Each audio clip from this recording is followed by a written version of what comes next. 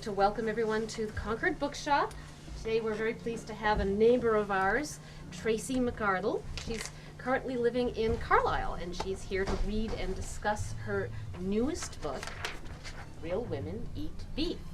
We have plenty of copies for sale, and if you're interested, you can buy them at the registers after her talk. Tracy became a published writer at an absurdly early age, apparently when she was 8.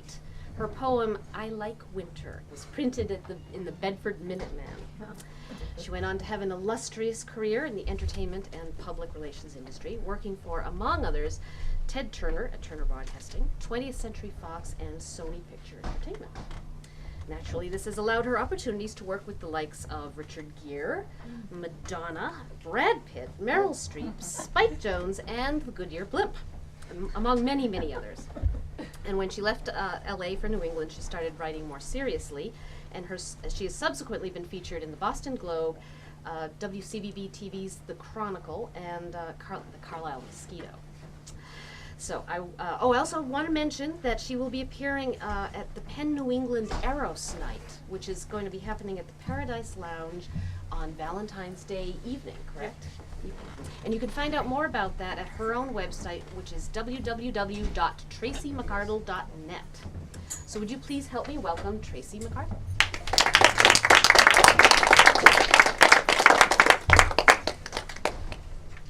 Hi, everyone. If I look a little weary, it's because I just had a baby 2 weeks ago. When I booked this reading, the baby was going to be on time. The baby was 10 days late. So, I thought I would usually start at the beginning, but this time I do want to start at the beginning to show you a device that I use in this book to sort of set up exposition. You guys are all readers, so you know about exposition. It's when you have to get a lot of information about the background and the characters out without boring your reader. You know, sometimes when you watch a movie, you have a character going on and on and on about, well, we invented this device and blah, blah, blah, blah, blah, blah, you know. So I'll read the beginning, and then I'm going to skip to a short chapter a little bit later, and I'll kind of fill you in on the details of who's who. But this is how the novel opens. Jillian Campbell Marks, Wiseman Connor. Jillian Campbell Marks, the daughter of Bert Campbell and the late Ellen Campbell of Cambridge, Mass., was wed today to her new job as Senior Creative Director, Branding Solutions at the Boston advertising and branding agency Wiseman Connor. The ceremony took place in the office of Bear, Baker, Donaldson & Shiverick in New York. The bride's lawyer, Louis Donaldson, who also handled her recent divorce, presided over the signing of the contract. The bride, 35, will return to her maiden name, Jill Campbell, and with any luck, to the person she was before spending 5 years married to the wrong man and navigating the high-stress world of New York's advertising industry. This is her second marriage. The first ended in divorce after her husband, Benjamin Marks, another willing victim of said profession, participated in a scandalous affair with the 25-year-old account manager on the best deodorant account at Shine, the pretentiously named but highly respected agency where Campbell and Marks had met 6 years previous. Since discovering the affair some 8 months ago, Campbell has rented an Upper East Side studio at her husband's expense and worked as a creative consultant for Shine at his departmental budget's considerable expense. The ex-husband will keep the Manhattan apartment and the Japanese fighting fish. Campbell retains her chilly professional reputation and screaming desire to remain childless. She will also buy a home for the first time in Massachusetts, where she hopes to develop hobbies, like having a life outside corporate climbing, office politics, client ass-kissing, and strategic professional mental fencing. This is her first such commitment.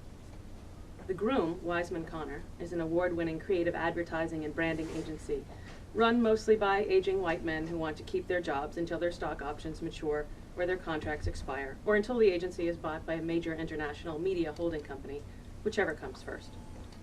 Located in Boston, Wiseman Connor is the second largest firm in New England, after the creative powerhouse Arnold Worldwide, which it naturally resents.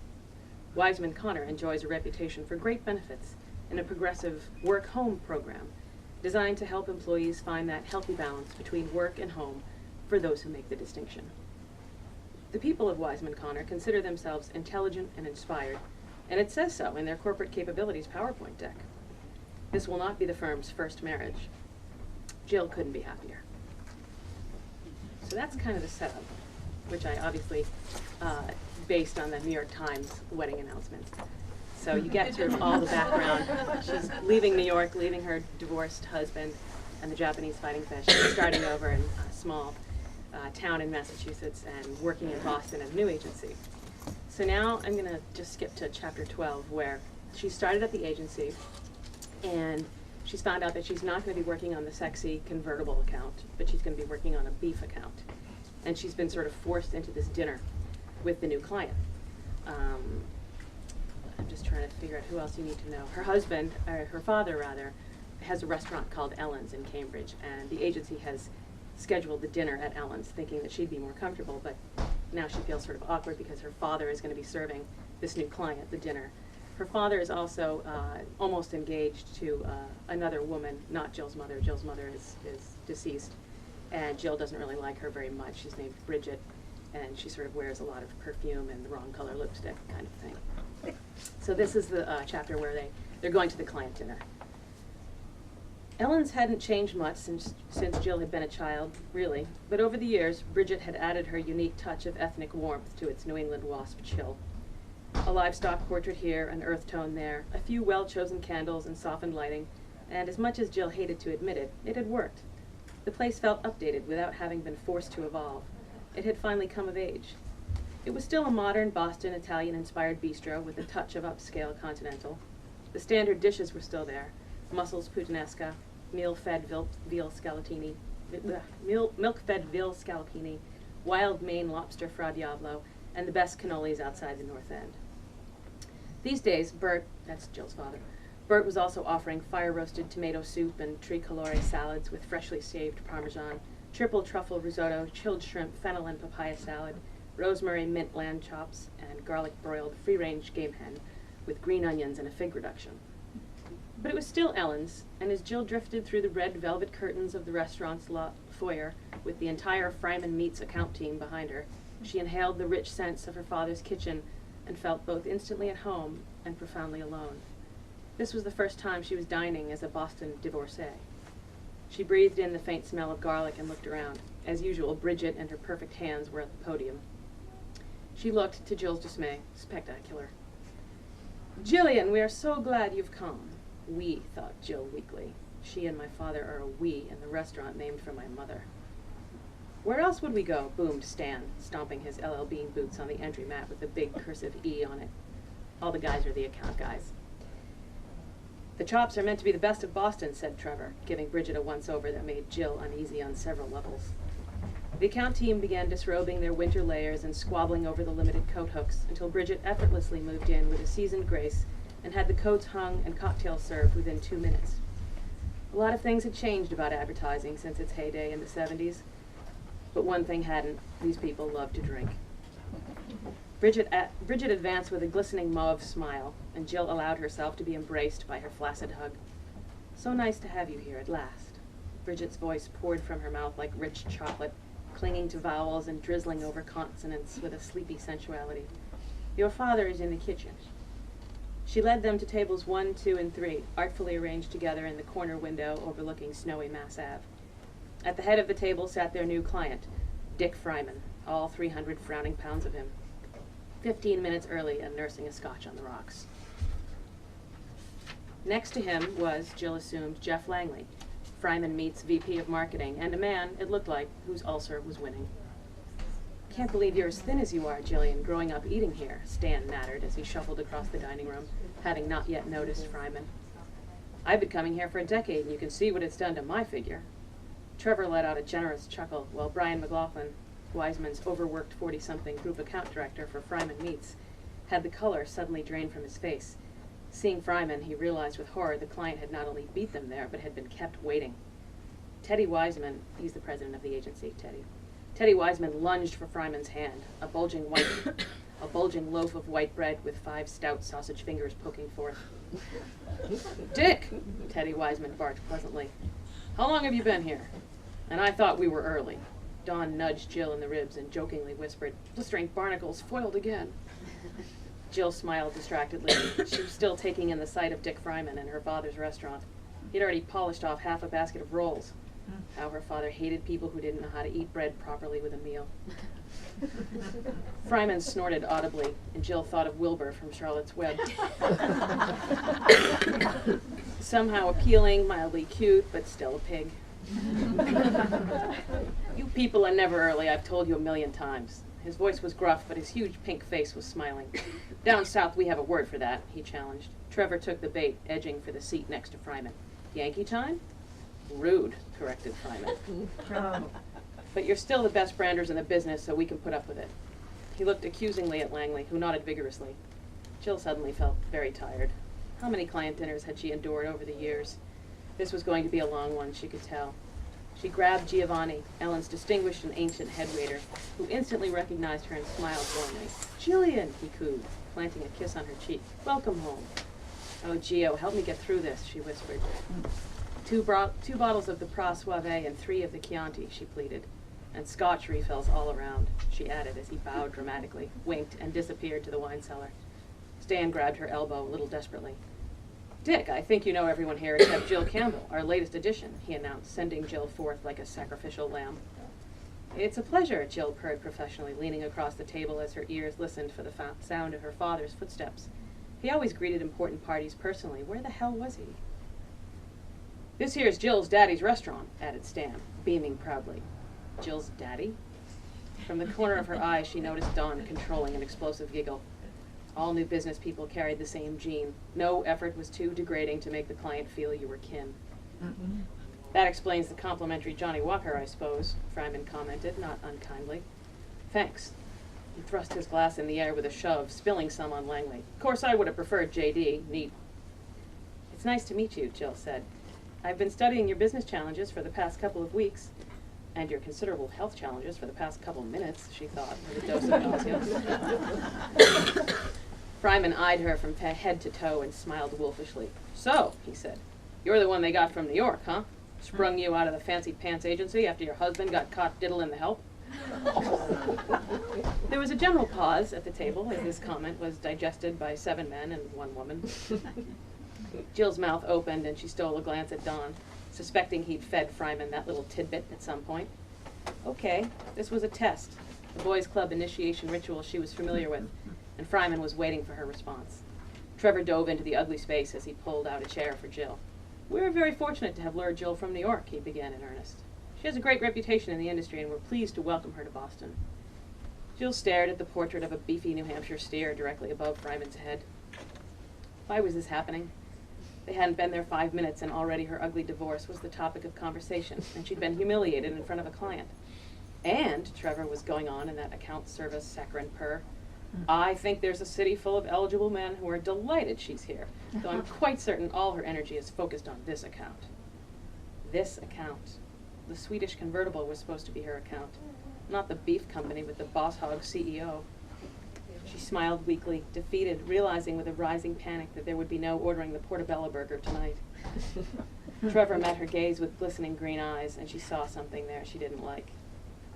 Bert had finally appeared behind Jill, and she sensed her father's presence as she had a million times before in that very room. He was waiting, as always, for the precise moment to welcome the group. The gesture would be lost on all but Teddy Wiseman, she thought sadly, the only one there with any real class. "You must be Jill's new colleagues," her father said warmly, interrupting with a polished cordiality that he rarely used outside the restaurant. It was exhausting, he'd explained to her as a child, being unflappably gracious 10 hours a day. "I'm Bert Campbell. Welcome to Ellen's. We're delighted to have you folks and Mr. Fryman here this evening." Bert made deliberate eye contact with everyone at the party. "Gio there will be taking care of you tonight, but if there's anything you need in particular, please don't hesitate to let Jill know." The men erupted into gales of jockstrap laughter, and Jill forced herself to hoot along. Ho, ho, ho. "Seriously," Bert continued, "welcome to Ellen's. Please let us know if there's anything at all you need." Fryman was choking down another roll, but clearly wanted to speak. "What I need," he managed between chews, "is to know why your restaurant is not on Fryman's distribution list," he said with a businessman-to-businessman smile that Bert, to his credit, returned unfazed. Jill paled, picturing the small Vermont-based organic beef distributor her father used. It was the same one that provided meat for Pure Foods, the wholesome, politically correct, outrageously priced organic grocery chain that had earned the nickname Pure Thievery. One thing was certain, for men like Dick Fryman, Pure Foods was as evil as Hillary Clinton, NPR, or Al-Qaeda. Didn't know you serviced the Northeast, Bert replied smoothly. Fryman let out a whoop, and soon the whole table was crowing along with him. Sir, he crowed, chewing as the doughy, moist mass displayed itself to the entire table. Fryman Meat services 36 countries. We are the largest beef provider in the world. With that, he downed his scotch and smiled wide. I look forward to your tenderloin, Mr. Campbell. I understand it's the best of Boston. 10 years and counting, offered Jill weakly, wanting to disappear. In that case, Bert announced, let me find the choicest cut in the house and get started. Jill smiled apologetically as he headed for the kitchen. Teddy Wiseman sensed social tension in his ranks, and it nagged at him like a hemorrhoid. Now, Dick, he began carefully, looking at the team assembled around the table. This is your starting lineup for the Fryman Meats rebranding playoff. And I think I speak for all when I say we welcome the challenge of making meat emotionally relevant to women. Jill recognized this directive from the creative brief. How were they going to make meat emotionally relevant to women who were eating too much chicken, fish, and tofu? And, Wiseman went on, all of us look forward to hitting it out of the park. You know what we say at HQ? Tested Fryman. The men looked up expectantly. He just said HQ for headquarters, Jill realized. Fryman scowled. Real women eat beef. I smell a new tagline, Dawn chimed, and the table erupted. Scotch glasses were raised and clinked, menus distributed by Geo and wine opened by Bridget with professional flourish, and Jill settled with dismay into an endless evening.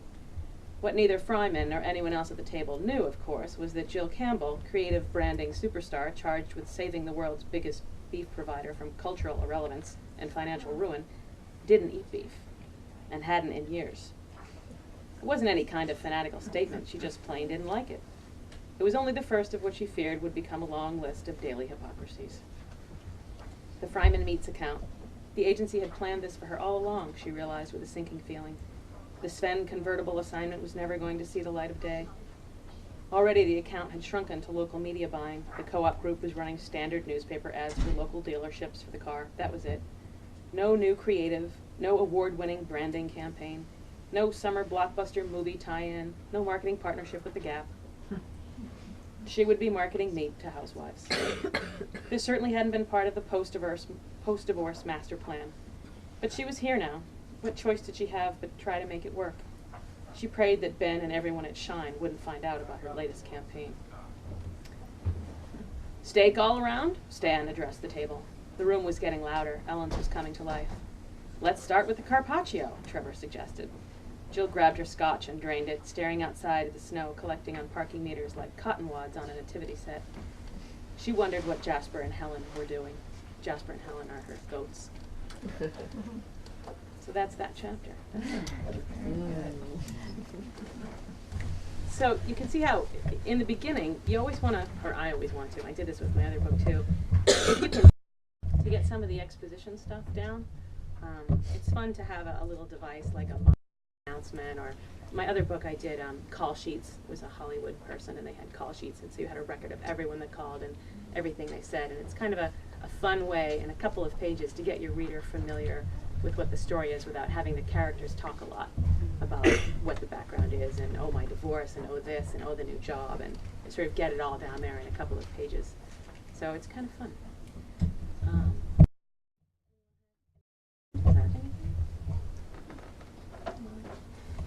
Have you sat through an appalling meal like that? Yeah, not quite that bad.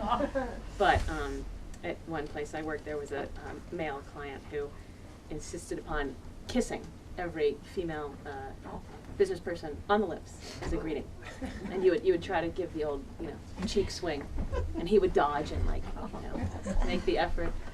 So yeah, those kind of meals. And then there's always the meals where you kind of just want to go home, but everyone's drinking, so you start drinking, and you learn a lot about your colleagues at those dinners.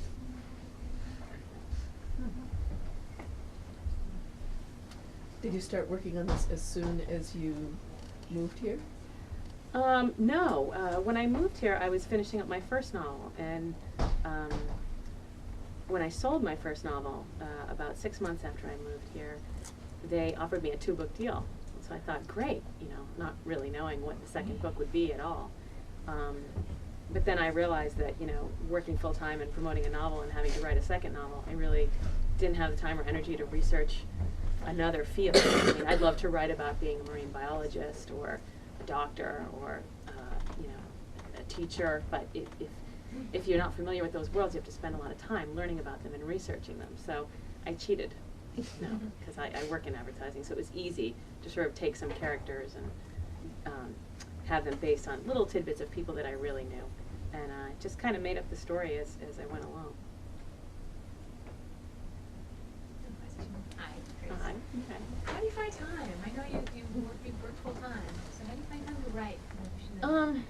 It's funny because when I travel for work, I write a lot. I write on planes, and when I was traveling to client dinners like this one and client meetings, I would write on planes and I would write in hotels. At night, I write at night, I write on the weekends. But it's less daunting.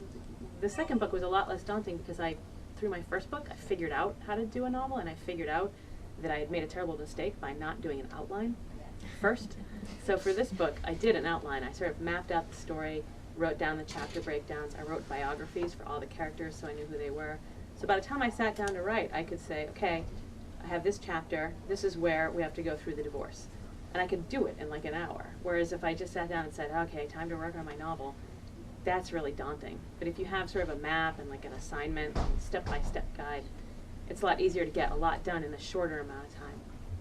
So nights, weekends, plane trips, holidays, sick days. Sometimes at work, no. If you were to do this as a screenplay, how might you format it differently?